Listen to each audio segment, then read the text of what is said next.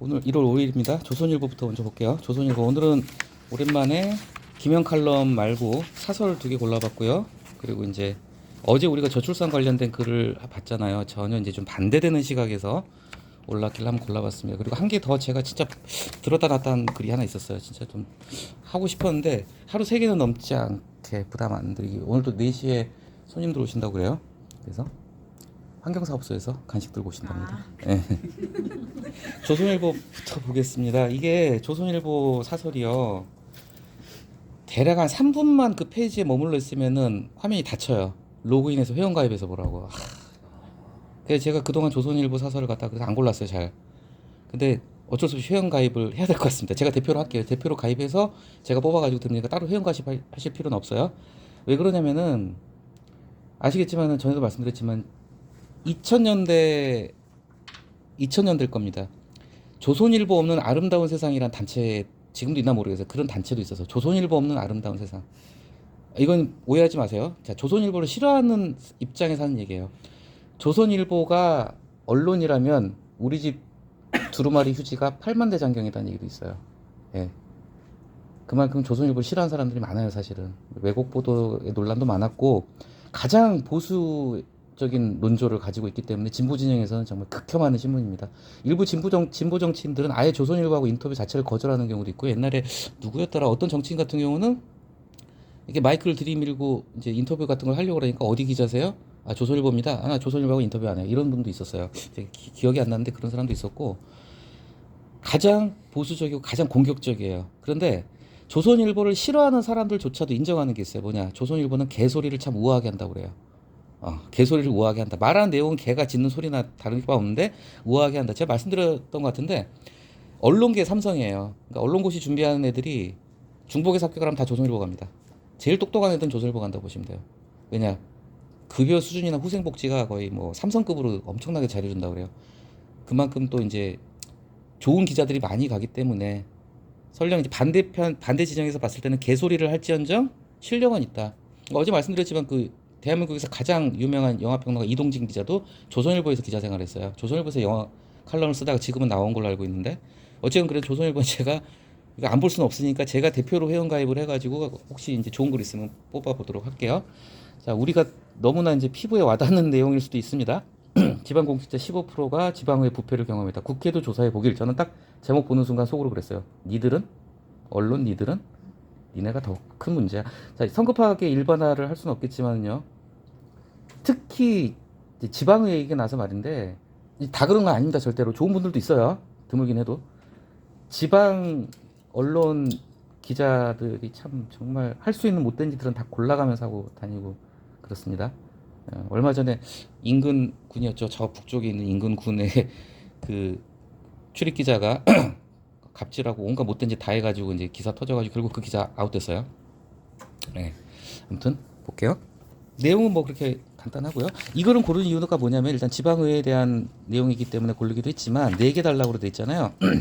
아주 전형적인 논설문의 형식을 딱 그대로 가져온 아주 전형적인 그런 글입니다. 왜냐면은 첫 번째 단락에서 이제 뭔가를 갖다 이제 논하기 위해서 글을 도입을 열었죠.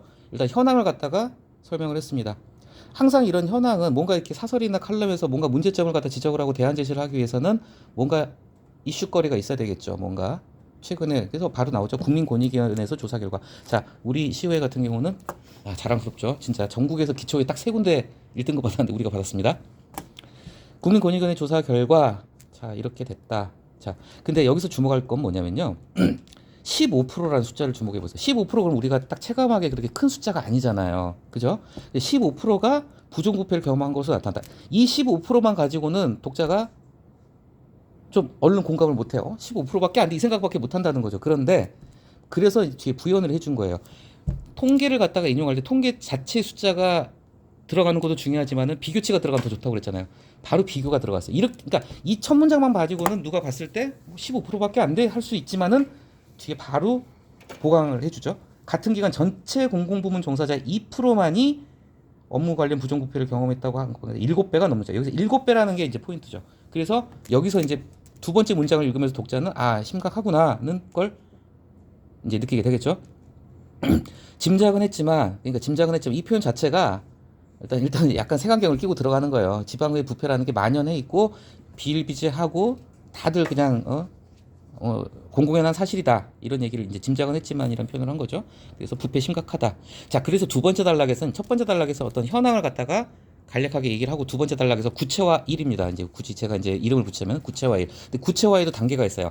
그 다음 두 번째 단락에서는 구체화한 것에 비하면은 그 다음 세 번째 단락의 구체화 2에서는 좀 더 구체적으로, 그러니까 구체화도 단계가 있는 거예요. 추상에서 구체로 나아갈 때 단계를 밟아가지고 이게 순서를 바꿔버리면 글이 굉장히 어색해집니다. 그래서 글을 쓰는 기법 중에 하나가 추상에서 구체로 갈 때 구체화도 단계를 밟아가는 거예요. 그래서 두 번째 단락에서는 그냥 뭐 안성시 38% 그냥 수치만 얘기를 했어요. 그냥 뭐 이런 각각의 부패 유형의 케이스가 몇 프로다 그리고 안성시는 어쩌고 뭐 저희 군사는 어쩌고, 그리고 보시면 아시겠지만 그 다음 단락에서 이제 구체적으로 사례를 갖다가 다 언급을 해버렸어요. 그리고 조선답게 성남시 대장동 얘기다 살짝 끼워넣었죠. 자, 그래서 두 번째 문락 다시 볼게요. 지방 공직자, 지방 공무원들 16%가 갑질을 겪었다고 했고, 뭐 관여하고 개입하고, 뭐 안성시는 38%네, 뭐 어쩌고 저쩌고. 이번 조사에서 군구에는 빠졌다고 하네요. 아무튼 더 심각한 수치가 나올 것이다. 그리고 세 번째 단락에서 이제 사례를 갖다가 다 이렇게 언급을 해주는 거죠. 글의 설득력을 높이는 거는 어쨌든 근거에 무조건 근거가 있어야 되는데, 근거로서 좋은 게 어제 우리가 영화 얘기도 봤고 뭐 음악 얘기도 나오고 야구 얘기도 봤잖아요. 근데 구체적인 사례들 갖다가, 그러니까 이 조선일보 주필은 사설 쓰면서 뭐 직접 했든지 아니면 밑에 부하 직원이 했겠죠. 지방의 비리 사례를 갖다가 다 인터넷 검색을 했을 거예요. 최근 사례들을 다 크게 뉴스가 됐던 것들입니다. 하나씩 볼까요?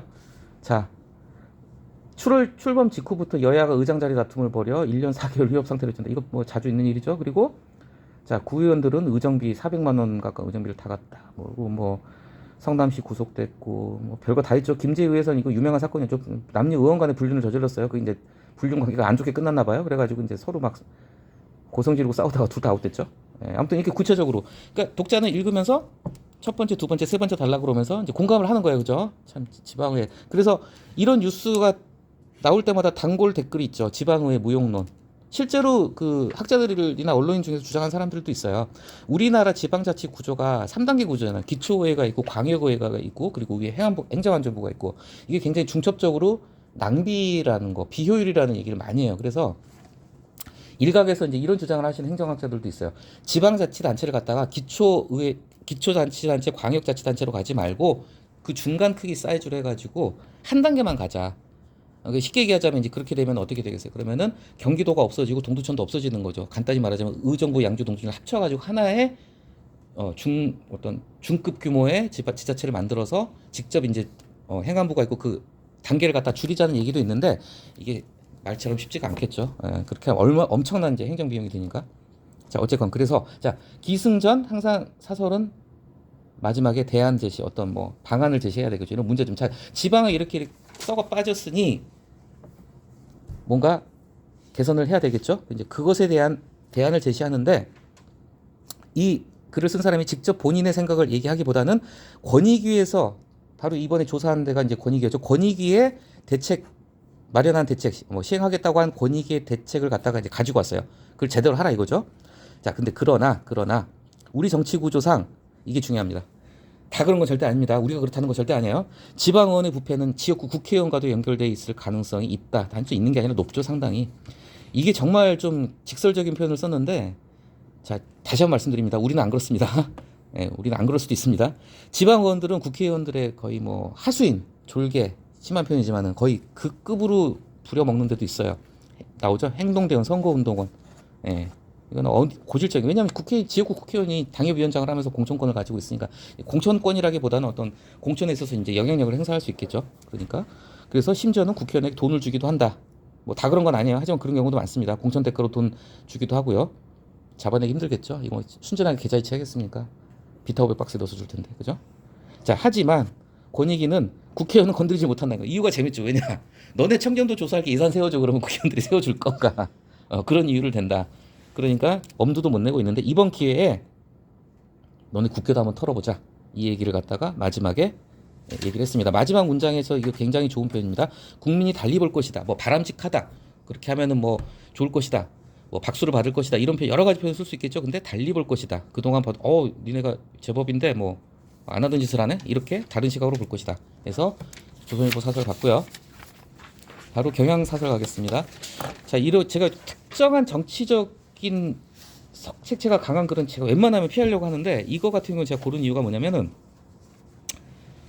물론 여야가 첨예하게 대립하고 있지만은 적어도 국민 대다수의 여론도 그렇고 심지어는 제가 조선일보는 못 봤는데 중앙동아는 이 김건희 리스크가 굉장히 위험하다. 진짜 이대로 가다가 큰일 난다. 이거 어떻게든 대통령실에 조치해야 되고 거부권 행사 자체에 대해서도 굉장히 부정적인 사설을 싣고 있어요. 그러니까 제가 골랐어요. 자, 앞으로 대통령 당신은 더 이상 법에 의한 통치를 얘기하지 말고 우리가 법치를 얘기할 때 가장 중요한 게 뭐냐면요. 제가 말씀드렸나 모르겠는데 그 정의의 여신상 서초동 대법원 가면 대법원 로비에 있어요. 서초동 대법원 가면 정의의 여신상이 이렇게 있는데 들고 있는 게 두 개죠. 한 손에 법전 들고 있고 다른 손에 뭐 들고 있죠? 저울이에요, 저울. 저울 양팔조를 들고 있어요. 똑같은 균형을 맞춘 양팔조. 그게 뭐냐면은 법은 모든 사람들한테 공평하게 똑같이 적용돼야 된다. 이게 대원칙입니다. 이게 무너지면은 법치라는 거는 있을 수가 없겠죠. 더 이상 거론하지 말라. 첫째 단락에서 이제 항상 어떤 현안에 대한 개요 설명을 간단하게 해야 됩니다. 간단하게 얘기했어요. 쌍특권법 통과됐죠? 자, 이송까지 했어요. 자, 통과되자마자 이게 그러니까 여기서 나왔겠지만요. 앞질러서 그냥 너무 나갔다 이거 너무 앞서 나갔다. 정식으로 이게 국회에서 처리가 돼도 어쨌건 간에 뭐 공문 형식이 됐건 뭐 아니면은 뭐 저기 뭐 인편이 됐건 간에 정부로 이송될 때까지 기다렸다가 입장을 밝혀야 하는데 이송도 되기 전에 그냥 무조건 거부하겠다고 그냥 바로 제2요구권 행사하겠다. 정확한 법적인 표현은 제2요구권입니다. 우리가 거부권이라고 하지만 제2요구권 행사 방침을 발표했다. 법안이 정식으로 송부되기도 전에 앞질러서 그렇죠. 그래서 5일 바로 오늘입니다. 임시국무회 오전 했어요. 11분 만에 끝났다고 합니다. 11분 만에. 이 사설 말고 제가 한겨레 사설을 보니까 한겨레 사설은 이제 약간 다른 각도로 갔는데 잠깐 중간 말씀드리면은 이 공적인 권한을 갖다가 사적으로 쓰는 부분에 대한 비판을 갖다 좀 치중을 해서 한겨레 사설에서는 그러면서 한 얘기가 뭐냐면은 국무회의가 네 와이프 특검 거부권 갖다가 행사하는 걸 갖다가 그걸 갖다가 의결하는 자리냐 이렇게 이제 그런 표현을 썼더라고요. 그러면서 한겨레 신문은 어떤 얘기냐면 아침에 혹시 슬로우레터 뉴스 보셨으면 나왔겠지만 거기 나왔어요. 대통령이 아니라 김건희 남편이다 너는 이제 이런 논조로 굉장히 한겨레는 굉장히 더 세게 물어뜯었더라고요. 두 번째 단락에서 이제 자, 이 거부권을 갖다가 그러니까 이런 걸 생각하셔야 돼요. 왜 이제 거부권이 문제가 되는 거잖아요. 그러면은 경향신문 입장에서 김건희 특검을 반대하기 위해서 거부권을 사용하겠다고 하는 윤 대통령을 비판하려면은 거부권의 본질을 갖다가 얘기를 해줘야 돼요. 바로 거부권의 본질을 얘기하고 있습니다. 거부권은 최후의 견제 수단이다. 국회가 정말 입법 독재를 부리고 입법권을 가지고 있다고 거대 야당이 정말 못된 짓을 했을 경우에 그걸 갖다가 최후의 견제하는 수단이지. 지금 이제 이런 얘기도 많이 나와요. 윤 대통령이 지금 거부권 너무 많이 행사하고 있다. 이번이 5번째인가래요. 지금 뭐 노란봉투법이랑 간호사법이랑 또 있었죠. 자, 이게 중요합니다. 지금 쟁점이 일로 살짝 넘어가세요. 뭐냐면은 지금 야당에서 권한쟁의 심판 청구를 하려고 하고 있어요. 이 권한쟁의 심판은 뭐냐면 국가기관에 이렇게 보시면 됩니다. 이제 국가기관 대 기관이 만약에 이제 시비가 붙었을 경우에 예를 들면은 뭐 양주시하고 경기도하고 권한쟁의가 갈 수가 있어요. 서로 이제 충돌하는 경우가 있어요. 그리고 이 경우도 지금 국회 입법권을 갖다가 지금 대통령이 이렇게 무산을 시키려고 하고 있는데 거부권 행사하려고 있는데 이게 과연 옳은 것인가 하고 기관 간의 권한에 대한 다툼이 벌어졌을 때 헌법재판소 이제 심판을 해달라고 하는 게 이제 권한쟁의 심판 청구거든요. 근데 지금 야당은 권한쟁의 심판을 검토를 하면서 뭘 검토하고 있냐면은 이해충돌이라는 거죠. 이게 전형적인 이해충돌이다. 우리가 이제 조례 같은 거 봐도 제척기피 회피 조례 내용 많이 들어가 있잖아요. 그 직접 이해 당사자이거나 뭐 배우자가 뭐가 됐거나 이러면은 그 심의 못 들어갑니다. 마찬가지로 제척기피 회피는 민사소송법, 형사소송법 맨 앞쪽에 나와 있어요. 법관은 당연한 상식이죠. 예를 들면 내 아들이 뭐 사람을 패가지고 법정에 왔다. 그 재판하면 되겠어? 안 되죠. 제척 기피 회피가 어떤 모든 국가기관 공권력을 가진 국가기관이 권한을 행사함에 있어서 기본적으로 들어가야 될 부분인데 이거는 다른 사람도 아니고 대통령이 거부권을 행사하는데 이 거부권을 행사하는 특검법 자체가 대통령 와이프 문제니까 이게 이해충돌로 간다. 그래서 이 사안은 아예 거부권을 아예 행사해서는 안 되는 사안이다. 이렇게 보는 시각도 있는 거예요. 이제 그 얘기를 하는 겁니다. 그러면서 이제 구체적인 사례를 얘기했죠. 역대 대통령들이 지금껏 가족 친인척 특검을 거부한 적도 없다. 대통령이 의회를 비토하기 위해서 비토라는 게 이제 영어인데 이제 거부예요, 거부. 근데 이제 비토라는 건 이제 가급적이면은 순 우리말을 쓰는 게 좋겠지만은 외래어 중에서도 이제 그것에 이제 고착화돼 가지고 우리가 좀 더 자연스러운 뉘앙스를 갖다가 전달하기 위해서 쓰는 경우가 있잖아요. 그래서 여기서도 단순히 어떤 의회 법안을 거부한 차원을 넘어서 이제 그 비토라는 표현을 썼습니다. 제2요구권을 오로지 배우자 특검 수사를 막기 위해 대놓고 사용하는 것은 바람직하지 않다고 일단 1단계 비판을 했고요. 자, 그다음 단락에서 제가 말씀드렸잖아요. 항상 상대방을 비판할 때는 상대방 입장도 한 줄은 언급해줘야 돼. 그리고 언급해주되 그걸 또 역으로 비판을 하는 거죠. 너네는 자꾸 자 당연히 용산에서 할 말 많죠. 할 말 많더라고요. 그러니까 많이 했어요. 그러면 용산의 입장을 한 줄 언급을 해주고 그게 왜 틀렸는지 다시 또 조목조목 반박을 해줘야 되죠. 대통령실은 행사 이유를 자 두 가지를 들었어요. 여야 비합의, 합의가 안 됐다. 근데 이건 제 생각입니다. 여야가 다 같이 합의해가지고 법이 통과되는 게 얼마나 되겠어요. 다 마찬가지인데, 그죠? 그다음에 노골적 선거이다. 그러니까 대통령실에서 가장 거부하는 게 뭐냐면 가장 경계하고 가장 지금 골치 아픈 게 뭐냐면 이게 이제 총선을 갖다가 이제 말아먹게 생겼으니까 지금 특검 갖다가는 그래서 지금 이제 이렇게 길을 쓰고 반대를 하는 거죠. 노골적 선거용이다. 자, 그런데 그 다음 달에서 반박을 했죠. 이게 이제 패스트트랙을 탄 법안이요. 신속 처리 안건이 된 건데 이렇게 된 거는 여당이 질질 끌었기 때문에 이렇게 됐다. 뭐 이건 좀 사실관계를 좀 더 봐야 되겠습니다. 어쨌건 경향 입장에서는 그래요. 여당 탓이 크다. 그리고 검찰이 대통령실에서 오늘 그 얘기를 했더라고요. 문재인 이 직전 정권이었던 문재인 정권에서 탈탈 털었는데 안 나왔다. 뭐 수사를 해도 나온 게 없었다. 뭐 결혼 전의 일이다. 이런 얘기를 하는데 이제 반박을 하는 거예요. 문재인 대통령 때지만 그 당시 검찰총장은 누구였니? 그때 검찰총장이었잖아요. 마지막에 임기 동안에. 그래서 검찰이 사실은 깔아뭉갰다고 보는 시각도 있어요. 수사를 안 한 거죠. 못 건드리고 자기네 총장적인데 검찰이 뭐 44개월째 수사를 고의적으로 지연하고 소환 한 번은 안 했다는 거. 과거 검찰총장, 지금은 대통령 누구죠? 윤석열. 그 배우자가 연루됐다는 이유밖에 없다. 이렇듯이라는 것도 이제 좋은 연결을 문구입니다. 앞단락의 내용을 갖다 뒷단락으로 이어줄 때 뭐 그래서 뭐 그렇기 때문에라는 표현도 좋지만은 이렇듯도 쓰면 괜찮은 표현이에요. 결국 이거는 뭐냐면 너네가 자초했다. 이건 보수 언론에서 그런 얘기합니다. 이게 호미로가 막을 걸 갖다 가래로 막아버렸다. 일을 크게 만든 건 솔직히 여당 책임이 크다. 너무 검찰이 그냥 수사하는 뭐 바람직한 방법은 아니지만 수사하는 신용이라도 좀 했었으면 명분을 법을 만들 명분을 갖다가 줄일 수 있었을 텐데 너네가 아무것도 안 해버리니까 지금 결국은 국회에서 특검법을 만들어버린 거 아니냐. 자초한 부분이 크다는 거죠. 그런데도 대통령은 신년사에서 뭐 이런 방구 사고도 하지 않았다. 근데 저는 좀 생각이 달라요. 신년사에서 굳이 뭐 이거 할 필요 있나요? 따로 해야지. 네, 그렇죠? 이거는 좀 제 생각은 좀 다릅니다. 자, 특검은 도이치모터스 주가 조작 혐의를 수사할 예정이다. 그리고 어제 말씀드렸죠. 명품백 수수 의혹 또 불거졌다. 자, 핵심은 이겁니다. 대통령 배우자라고 해요. 중요한 건요. 대통령 배우자가 대통령이라고 해도 수사의 성역이 돼서는 안 된다. 법은 똑같이 공평하게 적용이 돼야 된다. 이 얘기를 하는 거죠. 뭐 당연한 얘기입니다. 그래서 마지막 단락에서 자, 이것도 어떻게 전형적인 겁니다. 이 마지막 단락에서 글의 설득력을 높이면서 쐐기를 박는 방법. 여론조사 많이 씁니다. 국민의 여론이 이렇다. 민주주의 사회에서 국민의 여론을 이길 수 있는 건 아무것도 없어요. 그러니까 마지막에서 저는 그러니까 이제 좀 보다 보면 좀 요령이 생겨요. 저는 같은 경우 한 세 번째, 네 번째 단락이면서 딱 그 생각이 들더라고요. 마지막 단락에 여론조사 결과 나오겠네 하고 보니까 진짜 나왔더라고요. 공식이에요, 공식. 그래서 국민의 60%가 넘게 지금 특검을 찬성하고 있고 대통령이 거부권을 행사해서는 안 된다는 입장이고, 자, 김진표 국회의장, 물론 김진표 국회의장은 민주당 출신이긴 하지만 제가 말씀드렸죠. 국회의장 되는 순간에 당적 거려야 됩니다. 일단 이분은 지금 당적이 없는 분이에요. 어쨌건 민주당 출신이긴 하지만 그래도 3부 요인 중에 한 사람인 국회의장도 국민 눈높이에 맞는 결정이에요. 국민의 여론을 따라가라 하면서 대통령실의 결단을 촉구했다는 거죠. 중요한 거 보수 언론도요. 뭐 특검을 대놓고 받아들여라, 뭐 거부권 행사하면 안 된다 이렇게까지는 안 가도 보수 언론도 상당히 비판적인 입장이에요. 그러니까 대표적으로 중앙동아 같은 경우도 뭐 엊그제도 다 같이 봤었나요? 중앙동아 같은 경우도 그런 내용의 칼럼이 있었더라고요. 이렇게 이지경이 지금 일이 너무 커져버렸다. 지금이라도 대통령이 진솔하게 사과해라. 최소한 명품백 받고 지금 전 국민이 다 몰카를 다 봐버린 상태인데 사과할 건 깔끔하게 사과를 해야 된다 하고 김건희 리스크를 갖다 빨리 털어야 된다는 얘기를 보수 언론도 하고 있어요. 보수 언론이 봐도 지금 문제가 있는 거예요, 지금 이게. 그럼에도 대통령실은 자, 중요한 게 여기예요.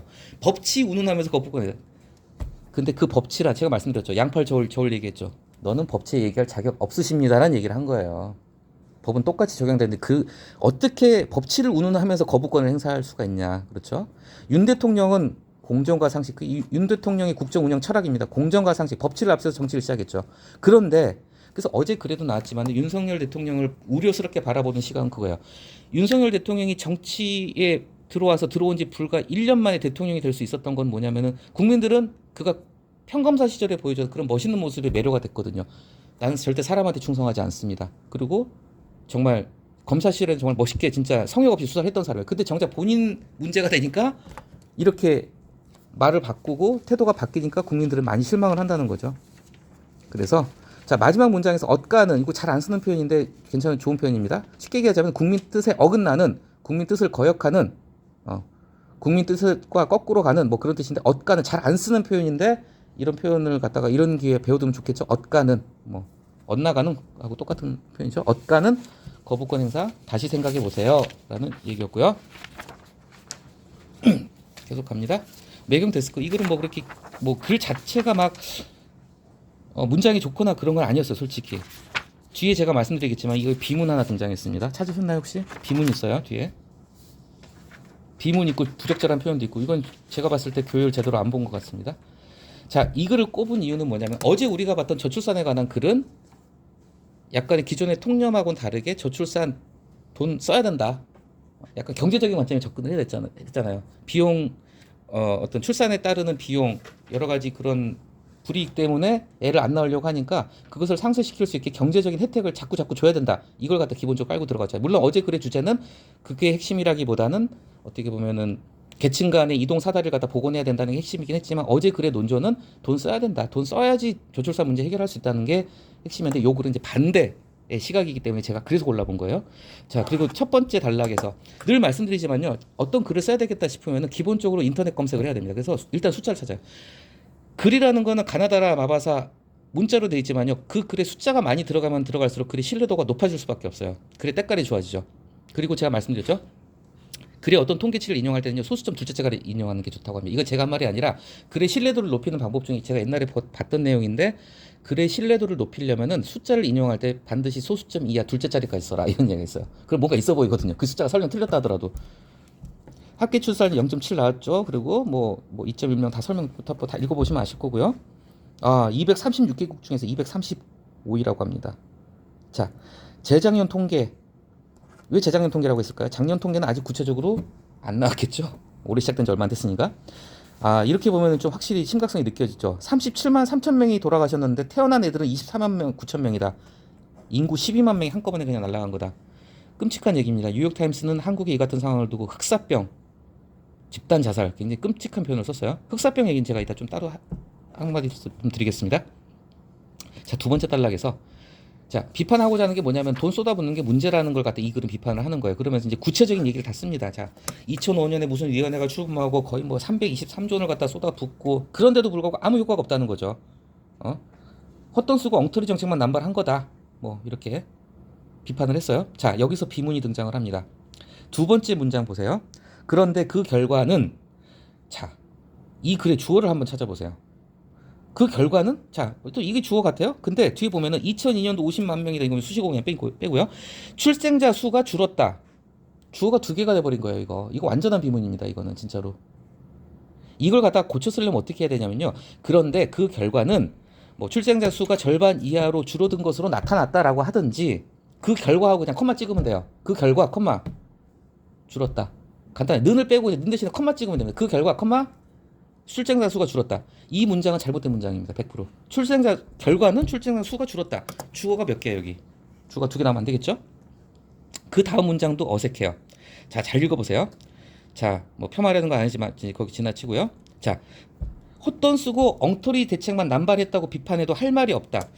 이건 틀린 문장이라기보다 좀 어색한 거야. 할 말이 없다. 내가 글을 쓰는 입장에서 할 말이 없다는요, 읽는 독자 입장에서 봤을 때 글 쓴 사람이 할 말이 없다는 건가, 이렇게 오해할 수가 있어요. 이 말을 좀 더 이해하기 쉽게 바꿔준다면 할 말이 없을 것이다, 이렇게 하면은 조금 더 이해가 빠르겠죠. 정부가 할 말이 없어지는 거니까 조금 더 어색하지 않게 바꾸려면은 비판해도 할 말이 없다. 뭐 틀린 건 아닙니다. 근데 저는 그렇게 생각을 해요. 뭐 다르게 보실 수도 있습니다. 제가 항상 옳은 건 아니니까요. 자, 그래서 자, 마지막 줄, 돈 더 쓴다고 해결될 문제 절대 아니다. 근본적으로 뜯어봐야 된다. 그래서 이 필자가 얘기하는 건 이제 그런 내용이죠. 그런데 안타깝게도 이 글은 구체적인 어떤 솔루션을 제시하지는 못했어요. 그럼 대안을 제시해야 되죠. 항상 어떤 문제 제기를 하고 비판을 하려면은 대안을 제시해야 됩니다. 그래야지 글이 개운하게 끝나는데, 이 글은 뭔가 하다가 뭐 이렇게 좀 이렇게 중간에 툭 끊어지는 느낌이 들으셨을 거예요. 자, 그 다음 단락에서 이제 얘기를 하고 있죠. 바로 경제적인 문제의 관점에서 바라본다는 공통점이 있다. 근데 그거 가지고 해결 안 된다. 그래서 이제 마지막에 하지만 뒤에 항상 중요한 얘기는 하지만 다음에 나옵니다. 하지만 출산이라는 걸 갖다가 좀 가치적으로 접근을 해야 된다. 출산의 가치. 단순히 이걸 경제적인 차원의 문제로 접근하는 게 아니라 출산이라는 것은 저출산 문제는 가치로서 접근을 해야 된다. 이 얘기를 하고 싶은 것 같아요. 이 글 쓰신 분은. 근데 결국은 약간 좀 용두사미라고 하면 좀 죄송한 표현인데요. 끝에 구체적인 어떤 솔루션 제시는 좀 약했어요. 그리고 글의 균형이 조금 안 맞아요. 기승전결이나 서론 본론 결론의 균형을 좀 맞춰야 돼요. 분량을. 근데 이 글은 약간 좀 글이 앞에서 굉장히 장황하게 가다가 뒷부분은 그냥 서둘러서 맺어버린 느낌이 좀 강한 글입니다. 자, 그리고 그 다음 달라 보겠습니다. 이제까지 나온 대책들은 출산 이후를 지원하는 대책이지 출산 자체를 촉진하는 대책은 아니었다. 요것만 보면 제 생각입니다. 요것만 보면 그럴싸해 보여요. 그런데 출산 이후를 지원하는 대책이 출산 자체를 촉진하는 거 아닌가요? 저는 그렇게 생각합니다. 출산 이후에 물론 애를 낳아야지 뭘 줘요. 돈을 주고 뭐 육아휴직도 쓸 수 있고 그래요. 뭐 양육비도 주고 축하금도 줘요. 하지만은 그런 유인이 있기 때문에 출산에 대한 동기가 생기는 거죠. 애를 낳아볼까? 우리 애 낳자 이렇게 되는 거잖아요. 근데 이거는 제가 봤을 때 저는 좀 반대 입장입니다. 출산 이후를 지원하는 대책이지 출산 자체를 물론 이 필자하고 싶은 얘기는 그거예요. 돈 몇 푼 준다고 해가지고 애 낳는 거 아니다. 좀 더 근본적으로 가치적으로 접근을 하자. 그 얘기를 하고 싶어하는 거지만 저는 좀 삐딱하게 봤습니다. 근데 이렇게 보시는 것도 중요해요. 아무리 날고기고 글밥 20년 30년 먹은 기자분들이다 하더라도 전날 술을 한 잔 먹어서 숙취 때문에 글을 아 귀찮아 빨리 쓰 이럴 수도 있고요. 아침에 부부싸움에서 기분이 안 좋아서 컨디션이 안 좋을 수도 있고요. 좀 비판적으로 보시는 것도 필요해요. 항상 무조건 옳다고 생각하면서 보시면 안 돼요. 나름 이렇게 좀 트집을 잡는다는 기분으로 접근해 보시는 것도 좀 이렇게 비판적으로 글을 보는 방법입니다. 어쨌건 제 생각은 그렇습니다. 뭐 틀린 말은 아니에요. 돈만 더 주면 너도 나도 결혼하고 애나 잘 기를 거라 큰 착각이다. 이건 맞는 말입니다. 그래서 이 글은 건질만한 문장이 이거 하나입니다. 마지막 문장. 출산과 육아는 비용의 문제이기 이전에 이것도 솔직히 말하자면은 출산과 육아는 좀 이거 중간 너무 생략해요. 비용의 문제이기 이전에 중간에 문제란 단어 하나를 넣어줬으면 좋았을 것 같아요. 그냥 출산과 육아는 출산과 육아를 단순히 그냥 바로 비용으로 가보는 것보다는 출산과 육아는 비용의 문제이기 이전에 그럼 좀 더 글이 매끄러웠을 것 같아요. 자, 어떻게 보면 출산과 육아를 갖다가 참 그럴싸하게 잘 표현했습니다. 종족 보존의 자연이치 맞죠? 그렇죠? 종족을 보존하고자 하는 자연의 이치. 그리고 종교적으로는 정말 어떻게 보면 이게 신의 섭리 그리고 축복이죠. 인간으로서는 축복을 받아야 할 일이다. 이를 비용으로만 취급하면 이 말은 맞는 말이에요. 비용으로만 취급해서 접근하게 되면은 백약의 무효다. 그래서 가치적인 접근이 필요하다. 그래서 저는 마지막 단락이 딱 보기 전에 그럼 가치에 대한 뭔 얘기가 있을까 했는데 없어요. 저는 그렇게 봤습니다. 그러면서 이제 끝까지 그냥 문제 제기만 한 걸로 보입니다. 관료들 탁상 행정, 학자들의 현실과 동떨어진 이론 이런 얘기를 했어요. 그러면서 이제 근거로서 무슨 위원회 수장들의 면면을 보더라도 국회의원 아니면 교수다. 따지고 보면은 이런 위원회 수장도 국회의원 아니고 교수 아니면 할 사람 누가 있나? 저는 이 글은 그렇게 좋게는 안 봅니다. 좀 이렇게 좀 삐딱하게 봤어요. 이들에게 결혼과 출산을 자연히 인간에게 부여한 숭고한 임무라고 받아들이길 기대하는 것이 애당초 어려운 일이었을까? 약간 좀 툭 끊어지는 느낌이긴 합니다. 어쨌건 어제 봤던 글하고 좀 다른 시각이었기 때문에 제가 골라봤고요. 제가 앞에서 흑사병 얘기를 했는데 이게 우리가 저출산이 마치 우리나라 망할 것 같이 이렇게 걱정을 하고 인류의 재앙일 것처럼 우리가 대부분 그렇게 알고 있잖아요. 인식을. 큰일이다 진짜. 이대 들어가면 대한민국 없어진다. 인구 소멸이다 이런 얘기를 하고 그러는데 이 저출산 문제를 좀 다르게 본 시각도 있다는 걸 아셔야 됩니다. 뭐냐면요. 인구 감소가 어떻게 보면은 긍정적으로 작용할 수도 있다고 보는 얘기에서 이 흑사병 얘기를 제가 왜 했냐면요. 흑사병이 18세기나 정확히 시기를 모르겠습니다. 흑사병이 돌면서 유럽 인구가 그냥 거의 전멸했어요. 그러면서 대신에 이런 시각도 있어요. 흑사병이 돌고 나서 노동자들의 인권이 상승했다. 왜냐? 사람이 귀해지니까. 근로자 인권이 상승하게 된 계기가 노동운동의 시발점을 갖다 흑사병으로 보는 시각도 있어요. 또 한 가지가 뭐가 있냐면요. 1차 대전, 2차 대전을 겪으면서 여성 참정권이 시작된 걸 갖다 1차 대전, 2차 대전으로 보는 시각도 있어요. 1차 대전, 2차 대전 때 남자들이 전쟁에서 다 죽었어요. 많이 죽었어요. 그러니까 여성이 반대로 이때는 여성이 숫자가 늘어나니까 여건이 신장될 수 있는 토대가 됐다. 이런 시각도 있더라고요, 보니까. 그러니까 또 한 가지 환경적인 측면에서 지구 온난화 문제, 지금 플라스틱 문제, 환경 재앙 얘기 많이 하잖아요. 지구가 지금 너무 과열됐다. 지구 과열시키고 지구 망가뜨린 게 누구냐? 인간이잖아요. 그러니까 인간 개체수를 줄이게 되면은 환경 파괴라든지 지구 온난화 문제라든 것도 완화가 될 수 있다. 이렇게 보는 시각 실제로 있어요. 사람이 줄어들면 공장 적게 돌릴 수밖에 없을 거잖아요. 그러면 공장에서 매연 나오는 게 줄어들 수밖에 없고. 그래서 이 저출산이나 인구 감소 문제를 갖다가 긍정적으로 보는 시각도 있다는 걸 알아두시면 좋고요. 관심 있으신 분은 인터넷에 나무위키 들어가면 나와요. 나무위키 저출산 문제에 대해서 좀 분석을 잘해놓은 글이 있는데 거기 보면은 저출산 문제를 갖다가 인구 감소를 갖다 긍정적으로 보는 시각도 분명히 있다는 거 그거를 참고하시면 될 것 같습니다. 오늘 여기까지 하겠습니다.